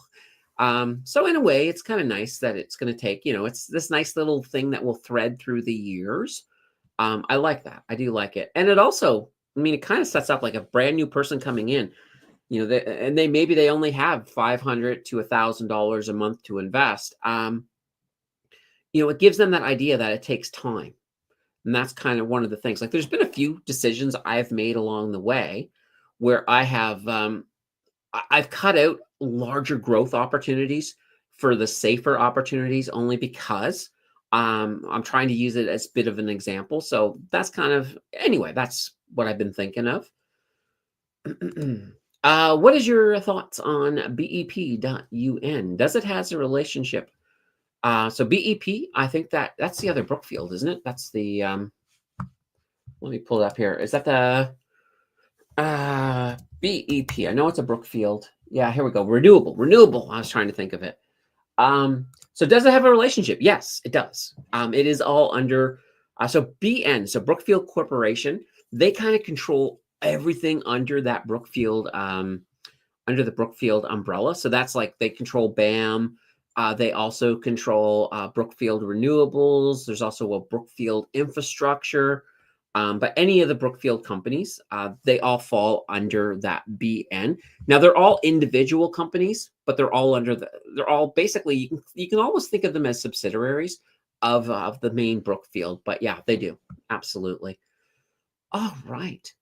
This is fantastic, guys. When I said that, I mentioned that when I asked for the final questions that we sometimes go an hour, and we did. Bismarcky says, hopefully we both get to 100K at roughly the same time. Ooh, we could be twins. Then we'll be twinsies. Our portfolios, at least. That's fantastic. I love it. That's a great idea. Are you around? I'm assuming you're around 10,000 then. That would be kind of cool. But yeah, we'll see. It's going to be fun. I think it's going to be fun. I will be having, by the way, I'm trying to think here. I don't know when. I'm still waiting for some paperwork from Evolve, but I do have 3 deep dives I'm gonna do for them. So they will be sponsored content, but, luckily, I like these. I like all 3 of them. So, yeah, I won't tell you yet what the ETFs are gonna be, but, there's 3 of them I'm gonna be doing deep dives on. Um, I still don't know what the schedule looks like on that, but that is coming up. Now, I will point out, sponsorship money I'm not going to put into the 0 to 100K challenge. That's just not fair. It's not fair to do that. But yeah, so those are going ahead. I'm looking forward to it. I'm looking forward to it. Will there be one before the end of the month? Maybe. I'm not sure. Really depends on how quickly they get the paperwork to me. But I am ready. I am ready to make one, the first one, and then I don't know what the time between them will be, because I don't want to do like one a week type thing, bang, bang, bang. I'd rather space them out a little bit more, but we'll find out. We'll find out once we get there. Emirates says, following you on Blossom now. Wish National Bank connected. Would be nice to see buys and sells. Yeah, I know. Well, one of the nice things though too is that because it doesn't, is sometimes I can do I can make some strategies in the middle of the month, and it's like I can hold off and have it as a surprise in the next video. But no, I wish it was all connected too. But um, I do as well. Sometimes I will fire off something to the channel members just to let them know about something I did. Um, you know, but I need to do that more. I need to do that more. So definitely. All right. Verena says, nice. Paul says, looking forward to new green dots tweet from Michael Saylor on Sunday night. Each Monday for 3 times so far, the BTC share has gone up, and the price is being held back by MicroStrategy doing ATM to buy BTC. Yeah. And we're going to talk a lot about all of this here in that deep dive. It's probably going to be one of the more interesting deep dives that I've done in a while. All right. Holy banana bread. This has been a great show. You guys have been awesome. This has been absolutely, it's like I don't want to leave. It's like I really don't want to go. But you guys, it's up to you guys.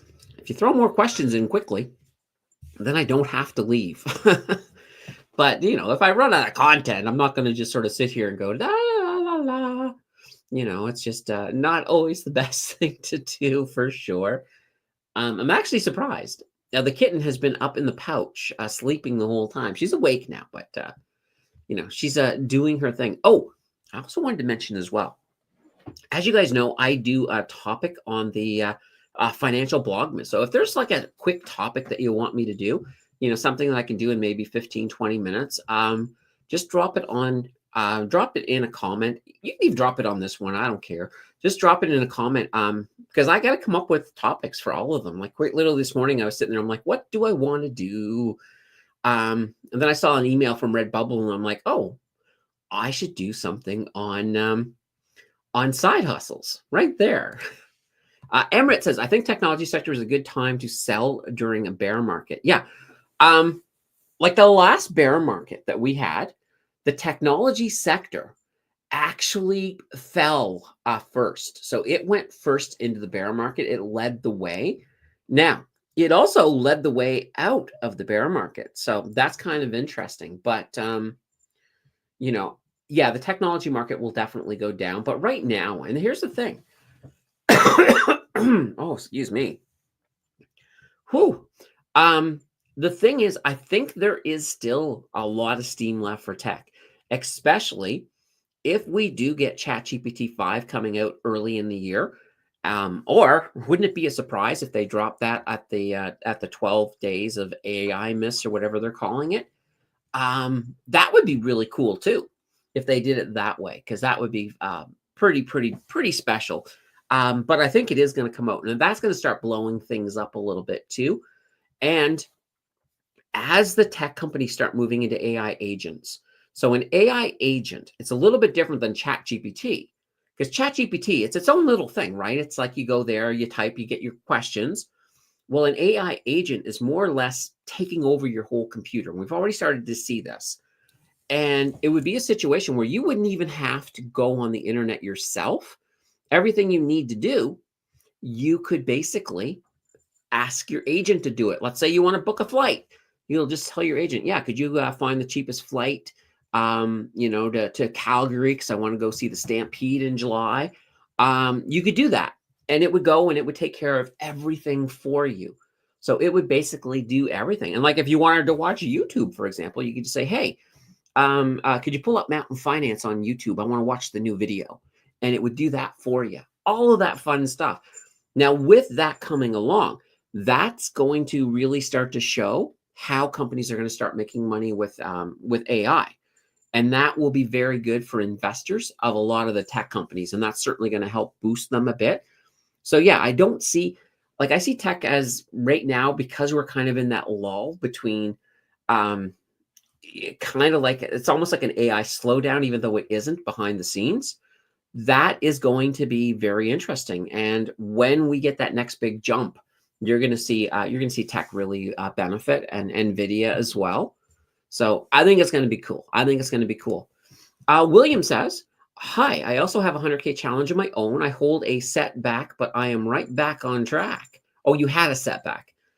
You know what? You're always going to have setbacks. You will have months where you are going backwards, but you're not really, if you think about it, when you have those months where you're going backwards and you're averaging down your adjusted cost bases, you're setting yourself up for even more money in the future. So that's, never look at it as a setback. Look at it as kind of like an opportunity, because it really, really is.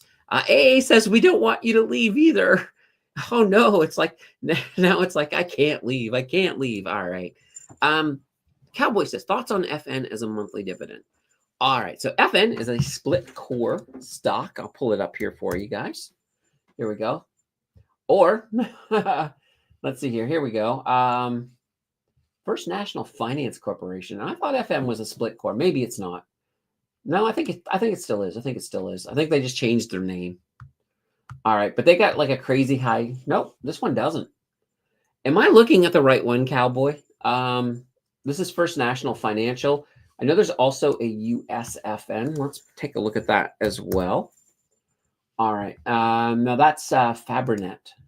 $243. Nice. All right. It's definitely not this one. It doesn't look like it has a dividend. All right. Interesting. I really thought FN was a split core stock. Whoops. Let me just go back here.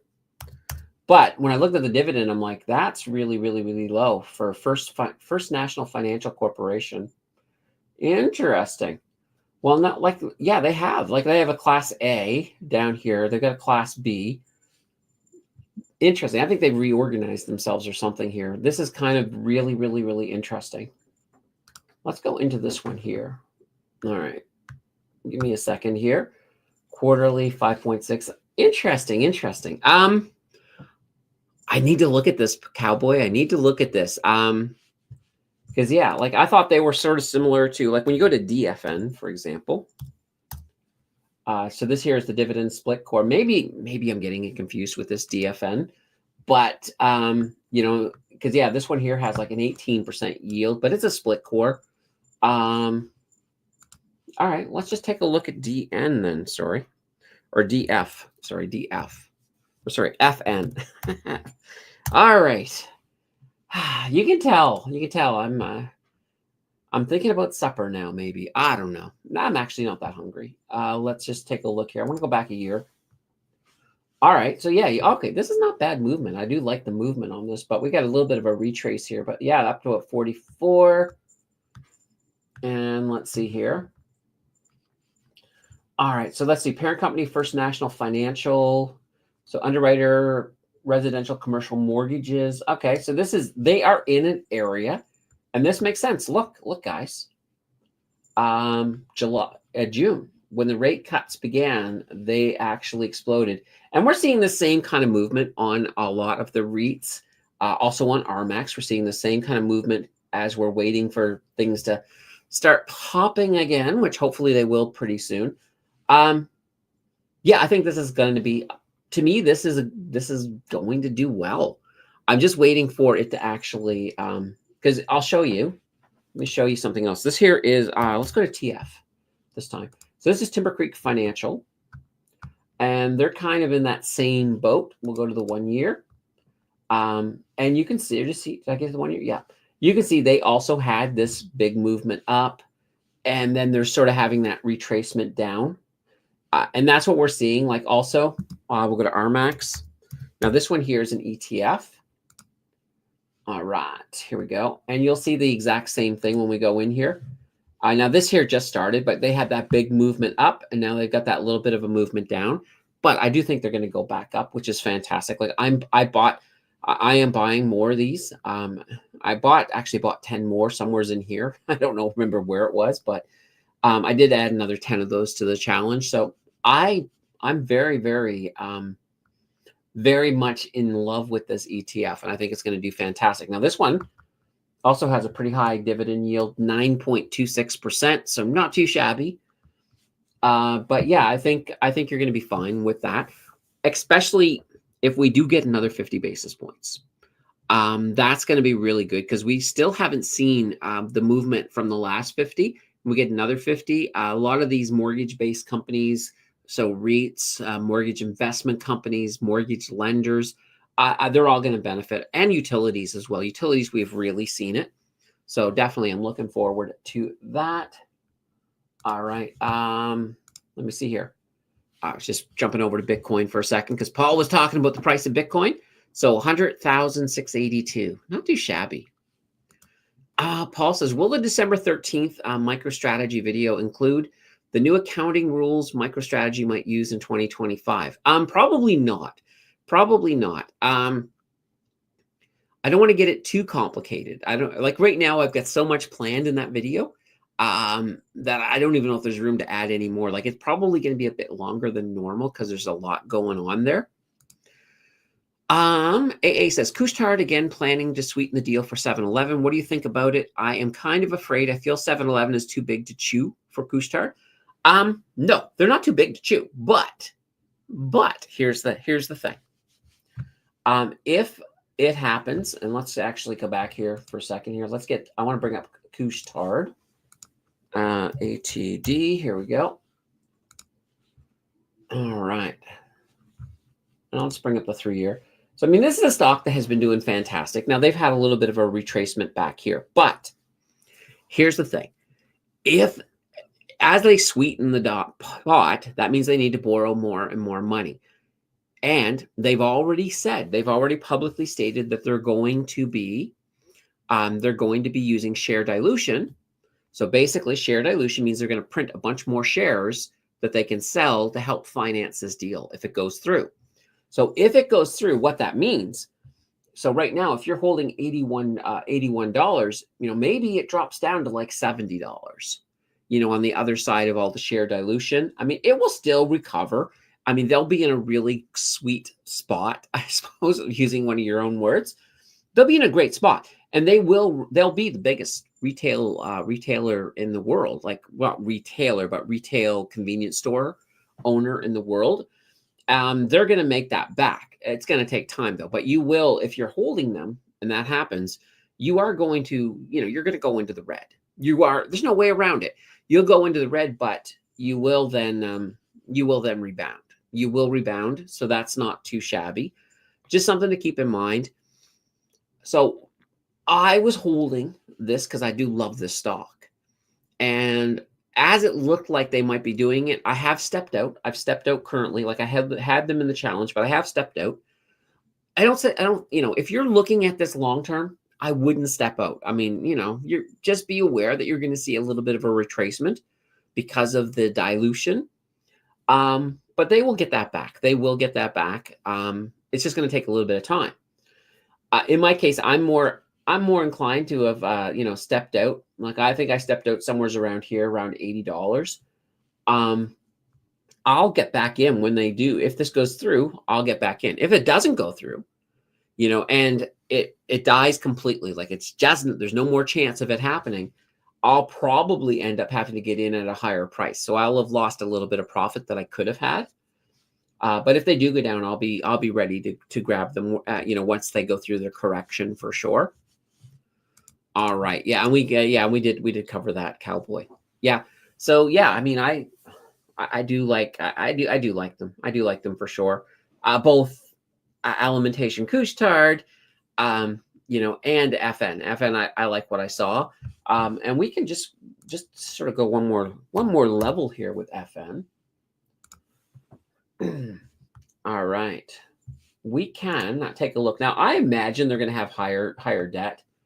Actually, that's not bad. Their debt to equity ratio, 71.11%. So for a financial institution, I'm okay with them being above 100% because, taking on debt is part of their business model. So this is really good seeing them below that. In addition, look at this, the return on equity, 27.21%. That's great. I like that. Return on assets, it's low, but with financial institutions, those are low. Like look at any of the banks and you'll see some pretty low numbers. Well, heck, let's look at a bank. Let's pick one. BNS. We'll go with Bank of Nova Scotia. All right, and we're just going to come in here to their key data. And here you go, return on assets, 0.52. So you tend to find them to be pretty darn low for sure. All right, so do you have any idea about SoFi? All right, let's take a look here. All right. All right, so SoFi Technologies, I assume that's the one you're talking about in the US. I've heard of them. I don't know a lot about them, but let's take a gander. Let's take a gander right now. Let's take just a quick little, well, this is interesting. Very, very interesting. They've had a big movement lately. Why? I don't know. I'm just curious here. Let's take a look here. So they have no dividend. I'm not seeing a PE. Now, this is one that I may not get a lot of information on with this one. Sometimes the TSX site doesn't have everything I need on a US stock, but let me take a look here. I do have the debt to equity. Their debt to equity is, their debt to equity ratio, 54%. Okay. They are profitable, so 1.37%, but they're not super profitable. They are profitable. I would be interested to know. That's the thing. Why, like looking at this, what caused this big jump here? And let's actually go even further out. All right, so 5 years. Okay, this might be part of it. Sometimes when a company IPOs, they do come in high, and you will sometimes get a drop down. And I also keep in mind here too that this here is the bear market. So they went into the bear market in this area here. They kind of moved around the bottom a bit. They made their way up a bit, and they're starting to climb again. So this is fine. At first, looking at this, I'm like, okay, why are they jumping so fast? But now that I sort of see that, okay, bear market and the bull market, a little slow to take off. And keep in mind, we can't really say that the interest rate cuts in the US are really a big catalyst here. They might have helped for sure, but keep in mind the US have only had, they're just doing basic. They're not doing anything really big, and now they might even be pausing them. So yeah, it'll be interesting. It'd be interesting. So I would want to do more more in here. Let's see here if there's anything here. These are just a couple of news articles. The latest they have is they expand access to alts through new partnership with Templum. Well, that could be, here we go. New partnership with Templum. That was December 4th. No, this started way before that. December 4th, yeah, up in here. So that is not the response of why that happened. But that's interesting. That is interesting. So it's the type of thing. I look at the fundamentals. The fundamentals, I mean, they don't make me excited, but there's nothing that I'm alarmed about with it. But I would definitely do more research before you sort of go in too deep with them. I have a feeling that they do have a little bit of a correction here. I don't see them as going, a lot higher from here right away. They probably need to stabilize. They might even correct a bit more before they move forward. But yeah, that's pretty much all I can say without going in deeper. I'd need to definitely go in deeper to get you some information about that. All right, guys, holy banana bread. This time we are at the end. We are at the end. So that means I need to remove that and head over here. There we go. Full screen, full screen. Perfect. All right. So as usual, we will be back tomorrow. And tomorrow I think it'll be after supper. At least on the East Coast. So maybe 6 o'clock Eastern, perhaps. I'll finalize the time tomorrow, or maybe 7. I think 7. Maybe we'll do it at 7 tomorrow. I like 7. We'll be here for that. And it's not a long stream, it's a short little stream. But we'll be doing that tomorrow. Sunday you'll have 2 streams. You'll have the financial blog miss, and of course this week should be a fantastic show as usual. We'll be back. I can't wait. Until then, guys, thank you for walking through to the weekend with me. So enjoy the rest of your day. We'll be back soon. Until then, everyone, take care. Bye, everybody.